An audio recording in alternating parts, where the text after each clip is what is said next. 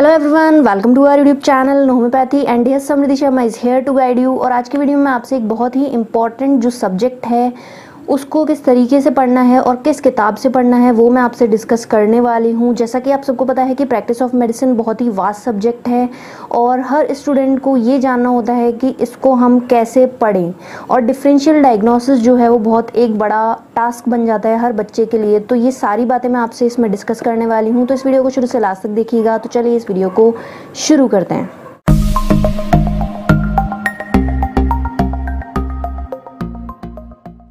तो सबसे पहले मैं आपको ये बताना चाहती हूँ कि आपको प्रैक्टिस ऑफ मेडिसिन किस बुक से पढ़नी है। तो आप क्या करें, मैं हमेशा आपको ये कहती हूँ कि आप कोई सा भी सब्जेक्ट पढ़ रहे हो उसे इंटरनेशनल एडिशन से पढ़ो, ऑथेंटिक बुक से पढ़ो। क्योंकि लोकल राइटर्स से जब आप पढ़ते हो तो लोकल राइटर्स क्या करते हैं, वो इंटरनेशनल एडिशन से ही जो चीज़ें हैं उनको उठाते हैं। तो उसमें चांसेस क्या होते हैं, बहुत ज़्यादा चांसेस होते हैं कि गड़बड़ बहुत ज़्यादा हो जाती है, मिस्टेक्स हो जाती हैं, राइटिंग की मिस्टेक हो जाती है, अलग अलग तरीके की मिस्टेक्स आ जाती है।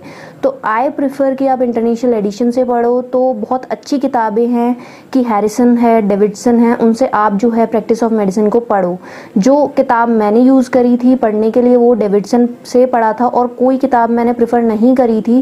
डेविडसन जो है उसमें बहुत अच्छी लैंग्वेज में और बहुत ही अच्छे कंसेप्ट्स बता रखे हैं। अगर एक स्टूडेंट चाहे तो उससे बहुत सारी नॉलेज निकाल सकता है, और अगर आप चाहो तो आप हैरिसन से भी पढ़ सकते हो। तो ये जो दो बुक्स हैं ये बहुत इंपॉर्टेंट हैं, इनसे आपको क्या करना है, प्रैक्टिस ऑफ मेडिसिन को पढ़ना है। अब नेक्स्ट जो टॉपिक है वो मैं आपसे डिस्कस करती हूँ कि प्रैक्टिस ऑफ मेडिसिन को पढ़ना किस तरीके से है।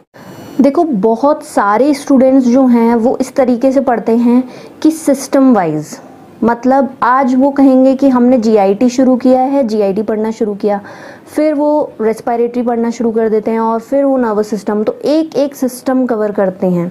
ठीक है, और ये बहुत ही वर्स्ट तरीका है पढ़ने का, और इससे ना तो आपको कुछ भी याद रहने वाला होता है ना ही वो फ्रूटफुल होता है। अगर आप सिस्टम वाइज पढ़ रहे हो तो वो सिस्टम वाइज पढ़ना आप आज की आज बंद कर दो, क्योंकि इस तरीके से किसी को फ़ायदा नहीं होने वाला है। और डीडी तो आप भूल जाओगे, डिफरेंशियल डायग्नोसिस फिर आप कर सकते हो। ठीक है, क्योंकि होता क्या है कि आपने जीआईटी पढ़ा, फिर आपने रेस्पिरेटरी शुरू किया, फिर आपने नर्वस सिस्टम शुरू किया। तो जब आप नर्वस सिस्टम पढ़ रहे हो तब क्या होगा, आपका जो जीआईटी था वो बिल्कुल दिमाग से गायब।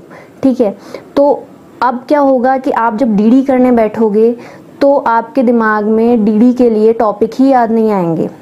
ओके, तो अब बेस्ट तरीका क्या है पढ़ने का, ओके, तो वो मैं आपको बता देती हूँ। और इस तरीके से अगर आप पढ़ोगे तो 100% आपका डीडी भी क्लियर होगा, आपको डीडी भी समझ में आएगा किस तरीके से डिफरेंशियल डायग्नोसिस करते हैं, और साथ ही साथ आपको ये भी समझ में आएगा कि आप नॉर्मल जब बीमारी आपके सामने आएगी तो आप उसको डिफ्रेंशिएट कर पाओगे, आपको सिम्टम्स समझ में आ पाएंगे, आप डायग्नोस कर पाओगे, हर चीज़ में आप परफेक्ट हो जाओगे। तो वो तरीका क्या है, तो आपको क्या करना है, सिंपली आप जब प्रैक्टिस ऑफ मेडिसिन पढ़ो तो आप उनको सिस्टम वाइज ना पढ़कर आप उनको टॉपिक वाइज पढ़ो। ठीक है, इसके बहुत अच्छे बेनिफिट्स होते हैं, और वो क्या होते हैं वो मैं आपको बताऊंगी, इसी वीडियो में बताऊंगी। और किस तरीके से डिफरेंशियल डायग्नोसिस में वो हेल्प करते हैं वो भी मैं आपको इसी वीडियो में बताऊंगी। तो आपको करना क्या है, सिंपली आपको topic wise practice of medicine पढ़नी है, आपको टॉपिक्स उठाने हैं। ठीक है, क्योंकि अब फ़ायदा क्या होगा इससे वो मैं बता देती हूँ। जो लोग सिस्टम वाइज पढ़ते हैं उनको क्या होता है, उनको सिर्फ सिस्टम याद आता है, डिफरेंशियल डायग्नोसिस में उनको टॉपिक याद नहीं आता। ओके, और जब आपको टॉपिक याद नहीं आ पा रहा तो आप डायग्नोस क्या करोगे। ठीक है, डायग्नोस नहीं कर पाओगे आप, डिफरेंशियल डायग्नोस तो दूर की बात है, आप पहले डायग्नोस ही नहीं कर पाओगे। ठीक है, तो टॉपिक्स पढ़ने से क्या होता है, टॉपिक पढ़ने से सिंपली हमारे दिमाग में उस टॉपिक से रिलेटेड जो साइन सिम्टम्स हैं वो हमें याद रहते हैं। और जब हमें साइन सिम्टम याद हैं और साइन सिम्टम्स याद होने के बाद जब हमें सारी पूरी बॉडी के टॉपिक के साइन सिम्टम्स याद हैं, तब क्या होगा, जब हम डिफरेंशियल डायग्नोसिस करने बैठेंगे तो सिंपली हम बहुत आसानी से डिफरेंशियल डायग्नोसिस कर लेंगे। अब मैं आपको एक एग्जांपल देती हूँ। कोई इंसान है वो आकर ऐसे बोलता है कि उसके क्या है, डिस्निया है, सांस लेने में दिक्कत होती है, सीढ़ियाँ चढ़ने में दिक्कत होती है, सांस फूलने लग जाती है, सांस जब लेता है तो चेस्ट पेन होता है, ये कंडीशन है, खांसी कभी कभी आ जाती है और थोड़ा सा बलगम आता है, स्पूटम आता है। तो जो सिस्टम वाइज पढ़ता है उसके दिमाग में सिर्फ ये आएगा, या तो रेस्पिरेटरी सिस्टम की दिक्कत होगी या फिर कार्डिक सिस्टम की दिक्कत होगी। ठीक है, दो चीज़ें सिर्फ दिमाग में आएंगी, टॉपिक बिल्कुल दिमाग में नहीं आएंगे, यानी कि डायग्नोसिस तो वो बिल्कुल कर नहीं सकता।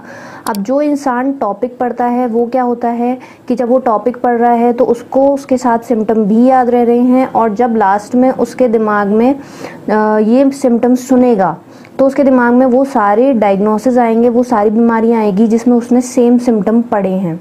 ये सिस्टम पढ़ने वाले के दिमाग में बिल्कुल नहीं आएगी, क्योंकि उसने इस तरीके से अपने आप को डेवलप ही नहीं किया है।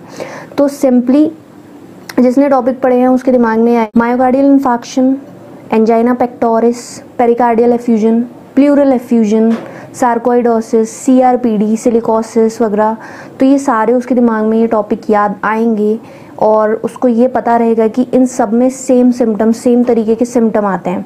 अब डिफरेंशियल डायग्नोसिस कैसे होगा कि ये सेम सिम्टम्स तो हैं, लेकिन डायग्नोसिस जब हम करते हैं तो आप देखो कि किसी ना किसी के जो ECG है उसमें अलग आपको चीज़ देखने को मिलेगी, और अगर आप एक्सरे कर रहे हो तो किसी में एक्सरे में अलग चीज़ देखने को मिलेगी।